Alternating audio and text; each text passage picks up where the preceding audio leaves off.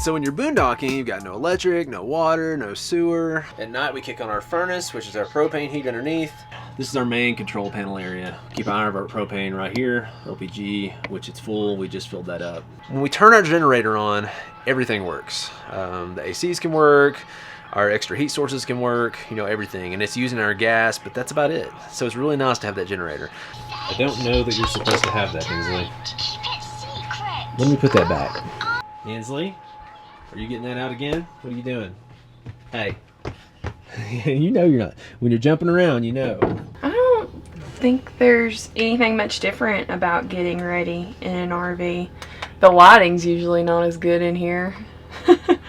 You have less space, but it's actually been good because there was a lot of stuff I wasn't even using anyway. And I've still got more than I'm using, so. Although we fight over the bathroom sometimes, but. That's probably the biggest difference is having two people in this one bathroom is very difficult. Especially when somebody takes a lot of time. Yes, Marissa takes forever to get ready. It's you, not to get ready. Whatever. I guess it makes it a little more tricky when you're boondocking to get ready. You can't use your curling and straightening and drying without a generator, so I either have to time it and only get ready when the generator's going, or you just have to find ways around it and it's a ponytail or braid day. So. You ready to go outside, Hensley? Like a lot of other things with the RV, it's not that anything's drastically different, it's just a little bit different, a little bit more inconvenient. Takes a little bit more planning, a few more button presses. Like, you know, I just turned off the generator because we can't leave that running while we leave. So you got to you're constantly pushing buttons and moving things and making small changes. And I mean, it adds up for sure, but the convenience, where you get to go and what you get to do. I mean, today we're going to Mesa Verde National Park. We're gonna be walking around cliff dwellings that were hundreds of years old. Pretty cool you can do that with an RV, and that trumps all this other stuff you've got to mess with. What are we looking for, Hensley? Muddy. We're looking for muddy puddles. Oh, I see puddles. There, straight ahead, you're almost there. Puddles.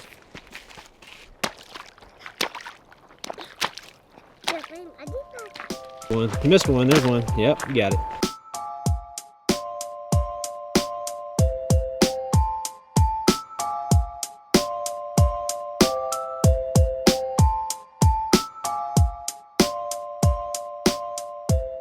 We're on our way to Mesa Verde National Park.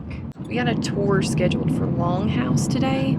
This one's a 2-hour tour, a little bit more of a drive. They said it takes about an hour and 15 minutes from the park entrance. Hensley woke up really early this morning, so she's already crashed.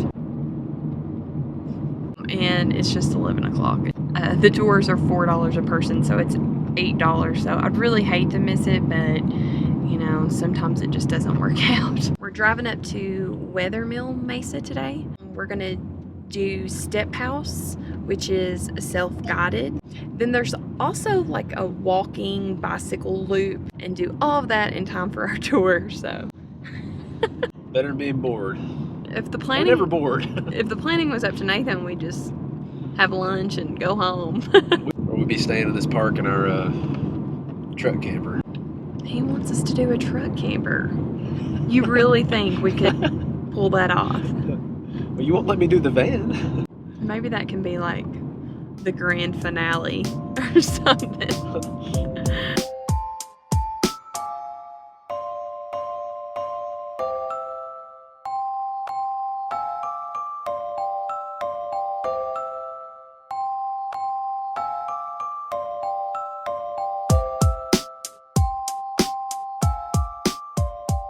Underestimated how big and vast I think almost every park we've been to. We look at it on a map or read a few things, but then we get there and it's just, man, I mean, sometimes we think it's a half a day deal, it ends up being like a couple days. Sometimes we think it's a couple days, we could have spent weeks.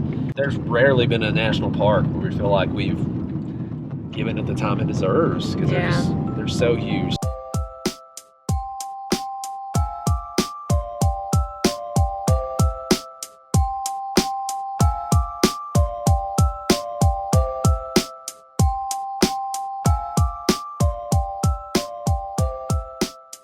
Pretty sure this road takes you to the clouds. Aren't we as high as the clouds? We're up here. It's awesome.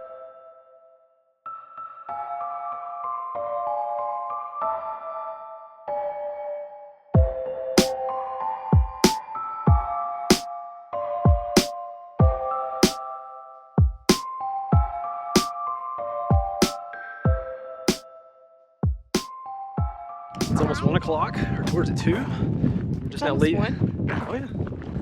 That's what I'm saying. I don't know what we're gonna do. We're just now walking to the step house, which closes at 4. And I know she was still hoping to take a 6-mile bike trail before our tour at 2. And she said if we have time, she wanted to hike down this ravine, climb to the top, and zip line back over. I did not. So there are tons of burnt trees all around us. And that's something you'll notice when you come up here to the park.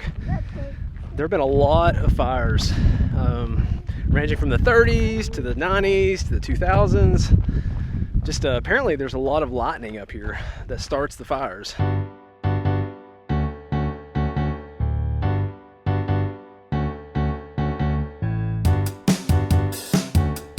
There it is.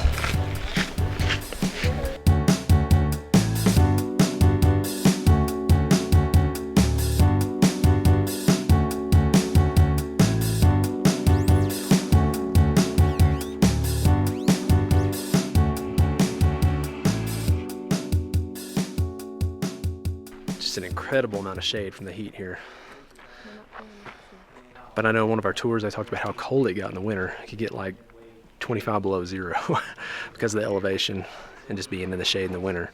And so this was built by ancestral Pueblo people between 1200 and 1300 AD. They only stayed here probably 80 years tops. They actually spent most of their time living up above until they moved to the cliffs after about 600 years of living up above. That's one of the things that's so amazing is just the amount of work that went into these cliff dwellings, where some of them were only here, 50 to 80 years. Just must have had a really good reason to move to this spot instead of living up above.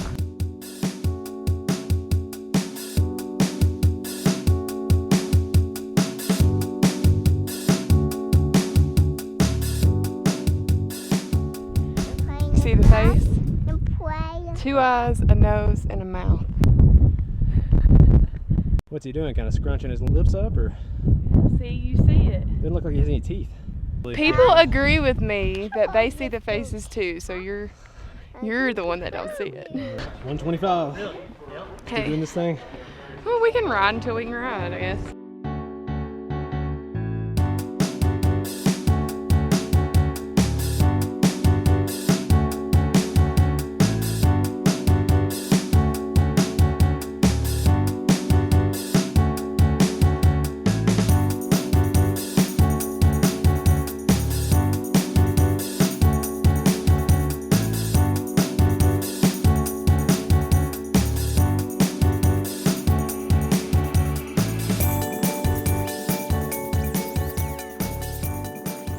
The longhouse was discovered in 1889, excavated in 1961 by the National Park Service. And that's what it looked like in 1961. And that's pretty much what it looks like right now. So we rushed around for an hour and wanted to do the tour, but it's a 2-hour tour. We decided against it because 2 hours for Hensley, there's just no way. I just don't think she could do it. It was cool because we got to see it from a distance, even though we don't get to go in it. It's just a lot of pressure with her too, not to touch anything, so we have to keep her in her carrier. And believe it or not, I know she's super quiet right now, but she's talking all the time, so it's kind of distracting.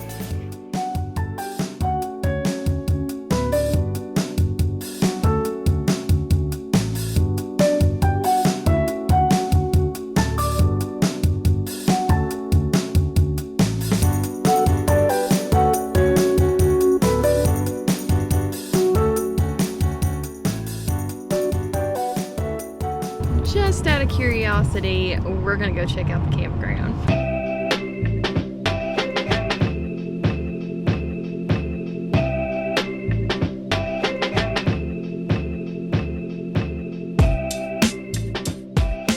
We could 100% get into this site right here. And this guy here is not 30 feet or less. We could get into that one. Okay, it looks like most of these are electric, water, and sewer. Now that I've driven here, I would 100% be okay with looking for a site based on pictures or Google Earth. We've seen probably 20, 30 sites I know that we could have got our rig into. There's probably way more than that here. Look at that site. That site with the tiny casita could hold like a 50-foot RV. So what you're telling me, Nathan, is we've been staying at a state park, dry camping, boondocking, Yes. 20 minutes away, each way, Yes. when we could have stayed in the park. Yes. Well, that's a little disappointing, but at least maybe it'll help you guys. We got our generator. You get to take that short, cold shower. Thanks. Really beautiful scenery at the campground. There's trails located close to it. There's even a gas station, like a little store, almost like a little town.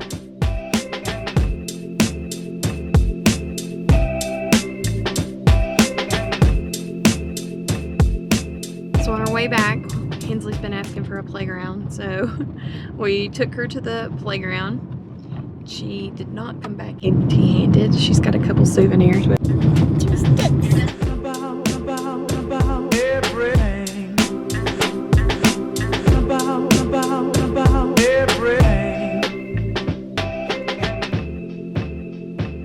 Camping is just such an awesome family bonding experience. Do you know What'd you see today? Do you know what a cliff dwelling is? What's a cliff dwelling? Rolling. She's always learning new words. Even though we know she's not going to remember these things at her age, that's why we're videoing it. We want to have something for her to be able to remember it later on. And we know it's helping her grow at her age as well. We're at Manco State Park. It's our last night here, so we may do a little walk. Walk off these burgers. Yeah, it'll be a lot of walking. We're going to finish dinner, and tomorrow somewhere new.